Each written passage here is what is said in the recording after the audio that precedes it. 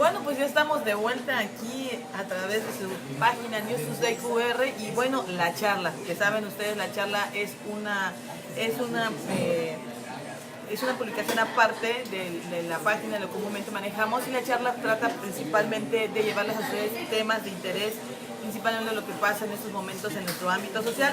Hoy nos acompaña el licenciado Nahum Patiño, director de investigación y acusación de la Fiscalía de la zona norte del estado. Y ustedes preguntan por qué lo trajimos. Lo trajimos porque, bueno, necesitamos que nos explique un poquito, queremos saber un poquito más de cómo funciona bueno, ya no es el tan nuevo, ¿verdad? Ya está un poco usadito, ya tiene 2 años, ¿no? Que se implementa aquí en el estado de Quintana Roo, y creo que uno de los últimos municipios que se empezó a implementar es Benito Juárez. Le damos la bienvenida al licenciado Nahum Patiño. Licenciado, explíquenos, tenemos muchas dudas, nos llevaríamos prácticamente todo un día, tenemos nada más 20 minutos para llevarles a ustedes la información más importante, y de quedarnos picados, agendaremos otra cita, otra entrevista con el funcionario para que nos explique. Usted está a cargo de lo que es la Dirección de Investigación y Acusación. Últimamente nosotros, si la inquietud de traerlo también es porque a través de nuestras publicaciones, nuestra página cubre lo que es la nota roja, pero a través de nuestras publicaciones nos han cuestionado mucho por qué cubrimos los rostros de los presuntos responsables de algún delito como robo, homicidio, violación, lo que sea. ¿Por qué no damos el nombre completo? Explíquenos usted por qué en este sistema, en este nuevo de los juicios, ¿por qué se tiene que hacer esto? Bueno, en principio, muchas gracias para empezar, desde luego. Muchas gracias a quienes nos ven, el favor de su atención y también el interés de este tipo de temas que no son comunes, que los vemos todo el tiempo, pero sobre el que lamentablemente hay demasiada desinformación. Por supuesto, para empezar, el sistema penal acusatorio, como le decimos a este sistema penal nuevo, bueno, sí, en términos históricos es bastante nuevo, el otro duró 80 años, sí, y la verdad es que fue una experiencia bastante mala. El saldo del sistema anterior es trágico. El sistema nuevo sí, es trágico. Bueno, ahora esa es la pregunta, díganme ustedes si vivimos en un país donde impere la ley, en donde hayamos acabado con la delincuencia o reducido la delincuencia, para nada. Y por eso el sistema penal anterior se eliminó, porque no sirvió de nada. Y en cambio tenía un saldo muy elevado de personas procesadas que a la larga salían en un amparo, porque se descubría que al final de cuentas nunca hubo elementos para determinar una sentencia en su contra. El sistema nuevo lo que pretende no es proteger delincuentes, que yo comprendo que es la perspectiva que mucha gente tiene. Lo que protege es a los ciudadanos y obliga a las autoridades a un muy elevado estándar de actuación para que la gente inocente no salga raspada y para que una sentencia sea firme. El sistema nuevo es muy exigente, no se parece para nada a lo que ustedes ven, por favor, ni en las series gringas de abogados, ni en CSI, en verdad, porque... O sea, sí, de repente mucha gente cree que es así como, no.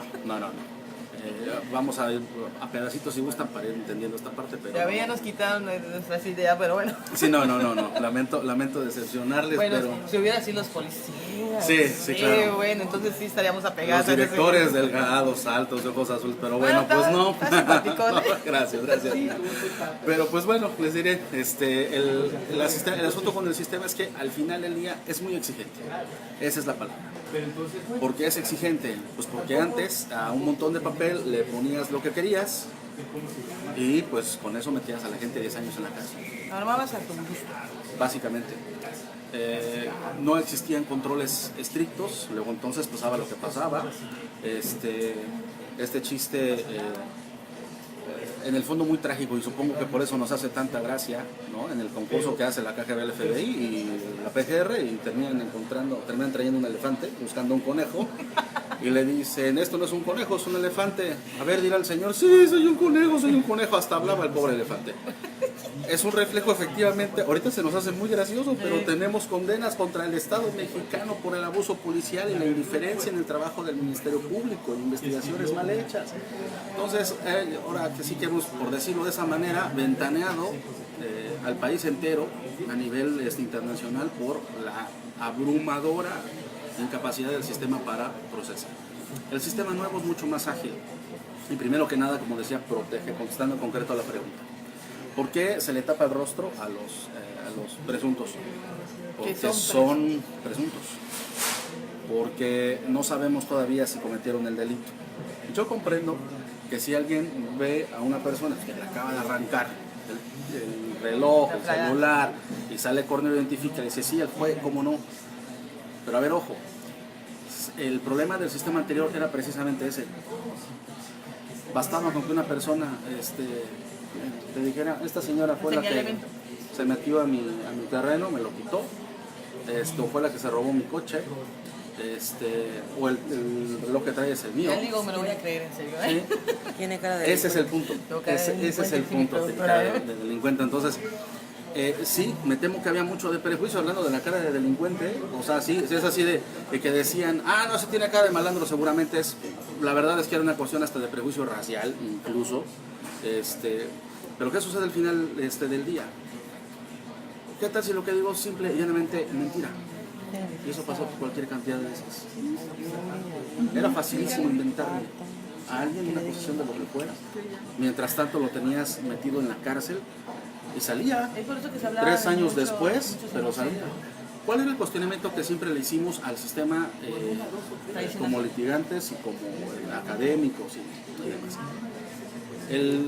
El gran cuestionamiento era que al final la autoridad, y ese es el otro punto, la autoridad salía, detuvimos a fulano, detuvimos a quién sabe cuántos. Lo exhibían. Así es, y lo exhibían.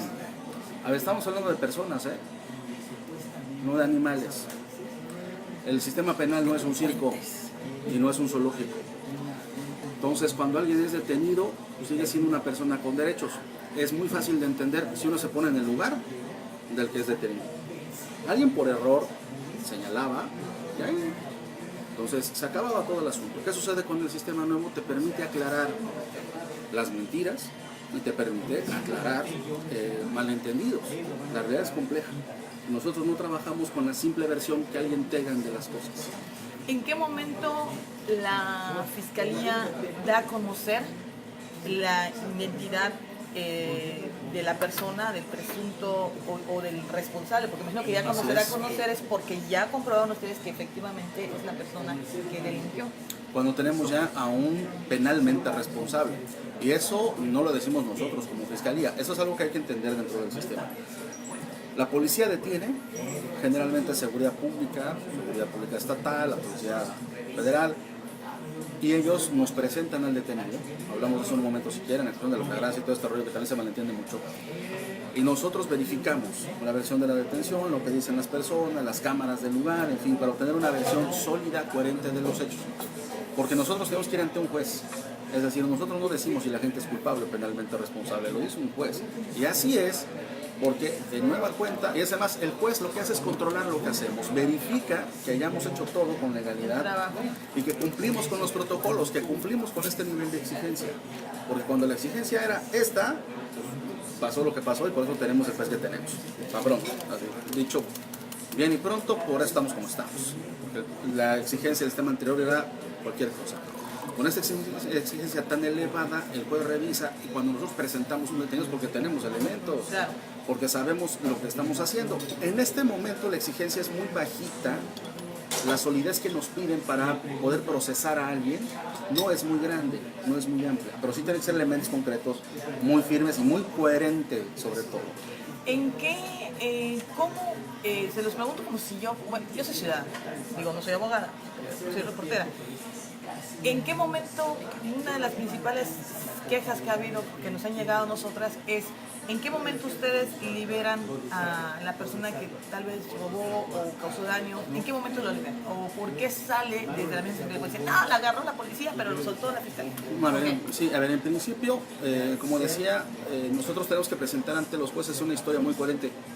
Y tiene que estar respaldado, nosotros no podemos afirmar, fulano estaba en tal lugar, se robó tal cosa, se lo robó a tal persona, si no tenemos a la persona que le robaron, qué fue lo que se robaron.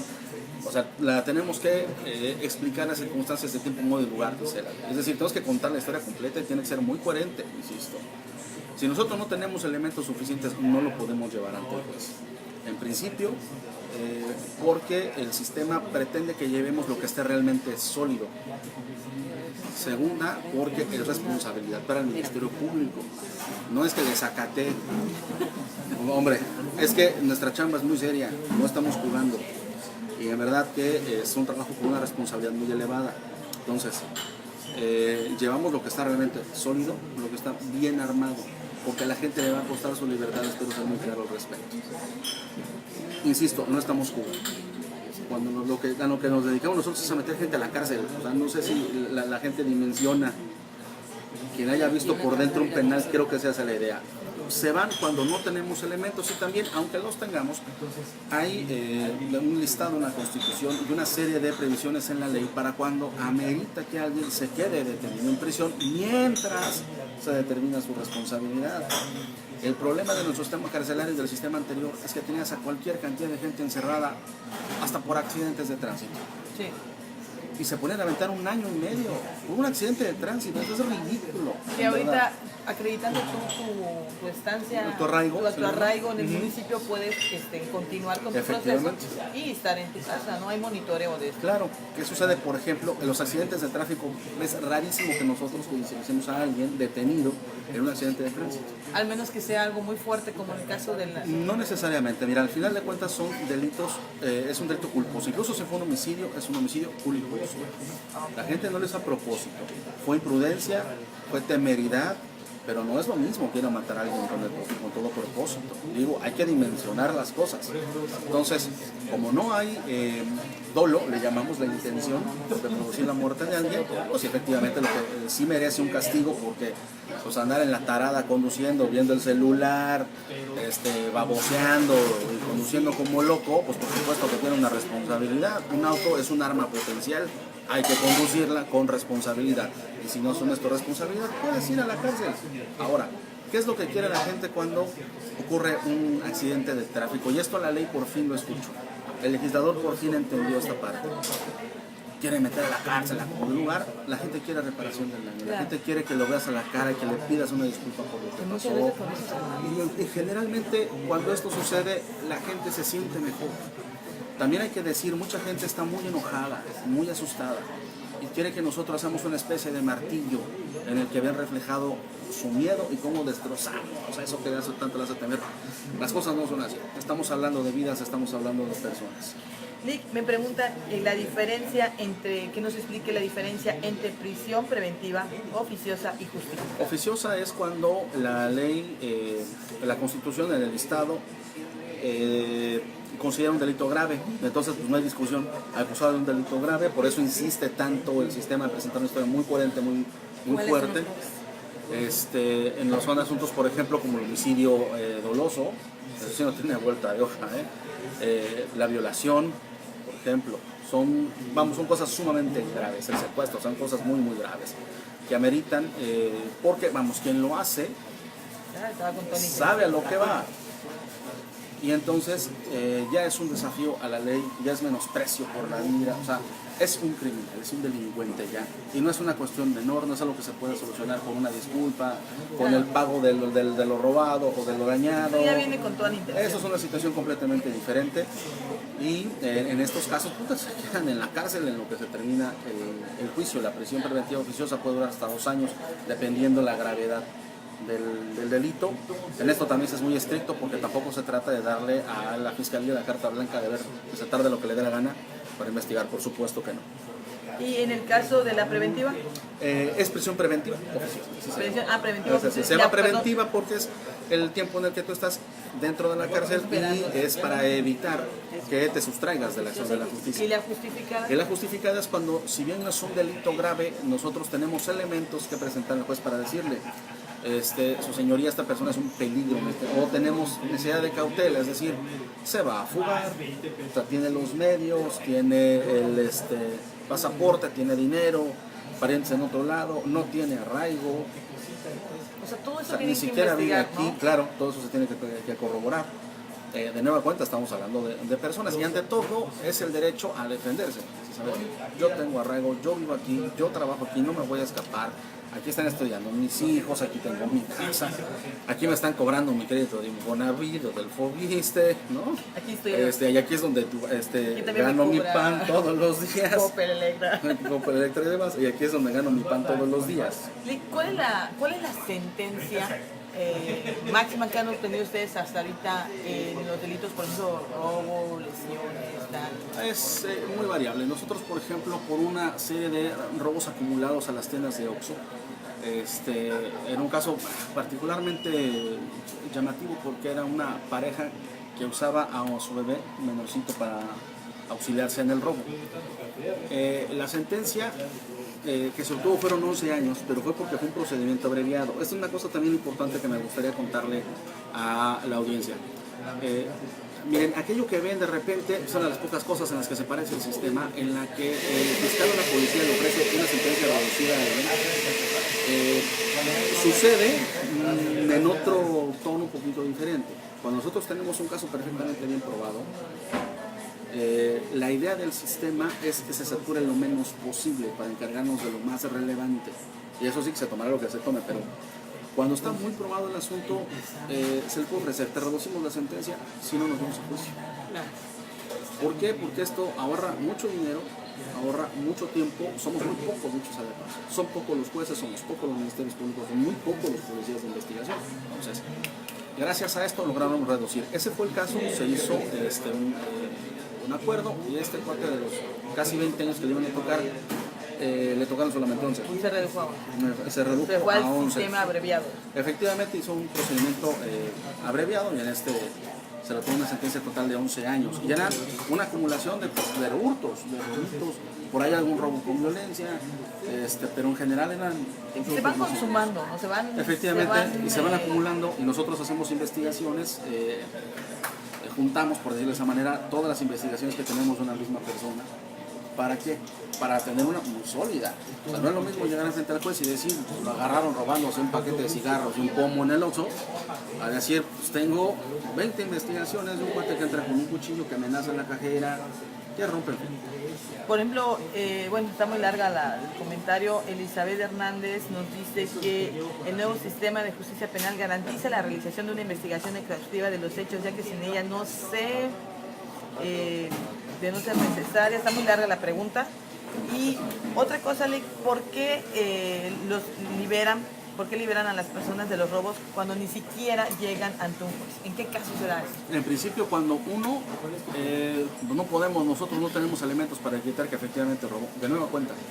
Pueden llegar a alguien con su versión de las cosas, con lo que vio. Lamentablemente tenemos que comprobar. Y de nueva cuenta, es importante que la gente sepa, el Estado mexicano ha enfrentado denuncias muy graves. Hay quien gusta leerse la sentencia de Campo Algodonero, por ejemplo, la Corte Interamericana de Justicia se investigó con mucho detalle y lo último que le faltó fue darnos un zape, en verdad. O sea, tú lees las sentencias y es un reflejo de incompetencia, de indiferencia, de crueldad y de fabricación de asuntos. ¿Qué pasa cuando no hay una buena investigación? Te inventas al culpable. Y entonces, ¿qué es lo que tienes? Pues una simulación. El sistema anterior se dedicaba a simular persecución de delitos. Aquí no. O sea, yo tengo que convencer al juez de que tengo todos los elementos, que la persona dijo, sí, fulano fue el que me robó, sí fue en tal lado, lo detuvo la patrulla fulana de tal seguridad pública, se presentaron los elementos fulano. Llenan un formatito que es al mismo nivel nacional para presentarlos. Hay un periodo de tiempo, porque ¿qué pasaba? Para cerrar esta parte, que también es importante que lo comprendan, de repente detenían a alguien y al tercer día lo presentaba, y hay casos documentados de eso, y es espantoso. Tenemos muy poquito tiempo para presentar al detenido. La ley dice que de inmediato, y inmediato significa, lo detienes, lo llevas a seguridad pública o a la oficina de la policía, lo certifica un doctor, para que el estado de salud llega y se presenta. Para que no se caiga en el camino. Pues claro, que no, sí, efectivamente, porque pasaba de todo. De repente se tropiezan y se raspan. Claro, también es verdad, hay quien abusa de esa protección. Sí, claro, o sea si hemos visto que llega y se golpean la patrulla, eso también ha pasado, y tampoco. Ahí te tienes que agarrarlos y casi protegerlos para que... porque también casi envueltos en papel de esos de burbuja. de burbuja. Pero bueno. Oigan, y por último, porque ya nos queda poco tiempo, vamos a tener que volver a agendar otra cita con el funcionario. Por supuesto, encantado.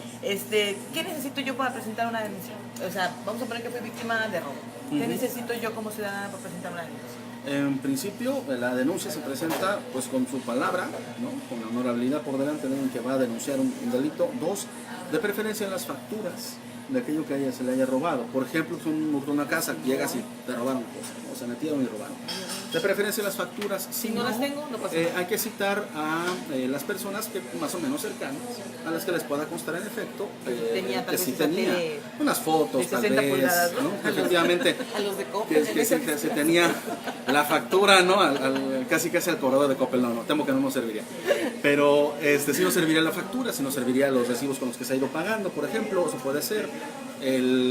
Y por sí, por la presencia de las personas a las que les consta que tú los tenías, ¿no? La creencia del lector. Claro, su identificación con un par de copias y es todo. O sea, y nada más tener sí con una idea muy clara de que fueron, y si le rogamos ser lo más sucinto, lo más claro. Absolutamente no hay una sola cosa que se cobre dentro de una investigación, ¿eh? O sea, quien sea que le diga que les va a cobrar, no se cobra un solo centavo. Una cosa importante, 2 cosas aquí, perdón, abusando un poquito del tiempo que tenemos. Cuando para las personas que lamentablemente han perdido a un ser querido, porque hemos detectado mucho abuso en esto, la ley es muy clara respecto a que no se pueden cremar los cuerpos que han pasado por una necropsia, mientras la investigación esté abierta. Una vez cerrada la investigación se puede proceder a la cremación. Genera mucha inconformidad, pero no lo decimos nosotros, lo dice una ley nacional, el Código Nacional de Procedimientos Penales. Siempre y cuando sea un hecho violento.